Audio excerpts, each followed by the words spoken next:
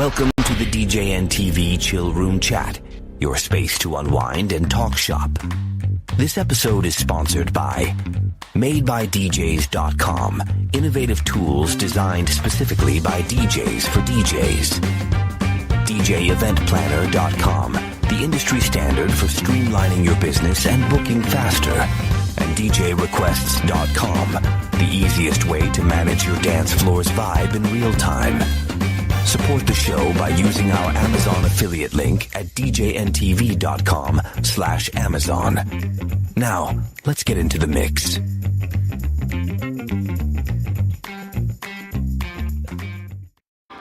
I had a meeting the other day with a client and it went really well, but now they have other questions. Hi, I'm Bill. This is Creative License, and thanks again for being a part of my little dog and pony show. My sponsors are Electro Voice and DJ Event Planner, Disc Jockey News and Promo Only, and Perfect Portals, and of course my workshop, The Entertainment Experience. You want to know more about it? Go to entertainment-experience.com. So, more questions is kind of what the guy said. What he said was, the meeting was amazing. I really liked them. They really liked me. And then they said, hey man, can I talk to some of your past clients? So he called me and he says, what am I supposed to do? What? I said, well, I said to him what I'm kind of saying to you. You know the answer to this. Why would you be worried that they need to talk to some of your past clients? He said, well, I'm not supposed to be giving out their telephone numbers. Yeah, you know, you're absolutely right. Not without asking your past clients. I mean, don't you have a list of references? Have you never applied for a job? I mean, really. The first job I ever applied for was at a little ice cream shop in Beulah, Michigan, run by a neighbor of my parents, Mr. and Mrs. Rice. Mrs. Rice taught me piano. She knew who I was. But in my application, she asked for references. So I wrote down my parents' name and a teacher's name and a friend's name, and I gave a telephone number. Now, should you be giving out people's telephone number without asking first? No, you weren't allowed to do that back then either, okay? But if you've got past clients and you've not taken the time to ask them if you can use them as a reference, then you're doing yourself a disservice.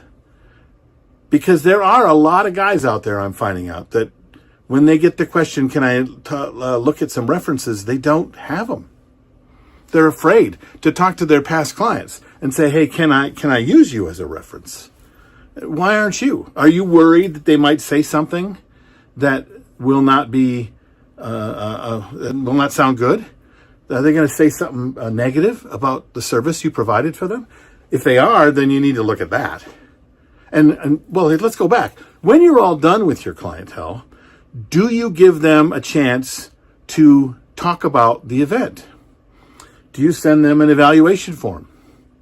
Do you meet with them and interview? I meet and interview my past clients, and I want to know, how did things go? How did things not go? What did you like? What did you not like? What could have I done better? I want to know these things. And when I'm all done, I ask, hey, you know, oftentimes when other people want to hire me, they're going to want to talk to other people I've worked with. Can I use you as a reference? Oh gosh, yeah, absolutely, every single time. And for a while, about 10 years of my business, I always handed a list of names and telephone numbers to the person that I sat with in a sales consultation and said, here is a list of references of the last 10 clients that I've worked for. Because I've asked at the end of every one of my events, hey man, can I use you as a reference? Do you mind if I put down your personal name and number? Yeah, no problem.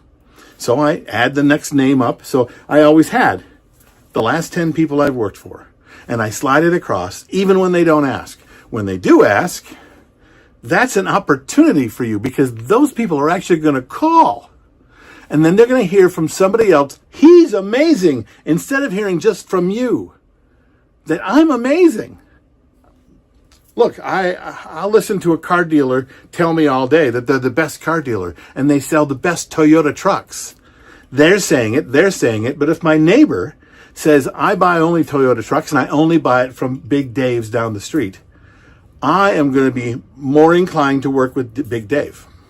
Because someone outside of the sphere of influence, in other words, someone outside of the person trying to sell me, said something amazing. Now, yeah, you could also say, well, I'm only going to stack it with references of people that say amazing things. Okay, so you have a lot of people who say not so amazing things? And if you do, why aren't you doing something about that? Because the best thing about knowing about the not so amazing things is because now you get to look at your business and hone it in. You need to dial it in to make sure it's amazing. Because there are some things that you're doing that are not so amazing. In fact, there are probably some things that they don't like at all. But you don't know, and you're not sure you want to know. But if you really want to be better at this, wouldn't you like to know what to be better at? Instead of trying to be better at the thing you probably already are better at. It's not that hard to get better at. So it serves several things. Okay, having that evaluation, the interview or the evaluation form that you send, or asking if you can use them as references, it helps have you look a certain way. Because a lot of people don't even call the references. You know that. I don't know if you've ever hired people, but I haven't called a lot of references in my life. And it shows the integrity of, I really want to be better. I want to know what I'm bad at, because I can't get better unless I know what I'm bad at. And if you've got a relationship with your client where they're not afraid to be honest with you, that is a gift from the gods. Take it. Use it. What do you think of this? Write your comments below. I'm Bill. This is Creative License, and I'll see you next week.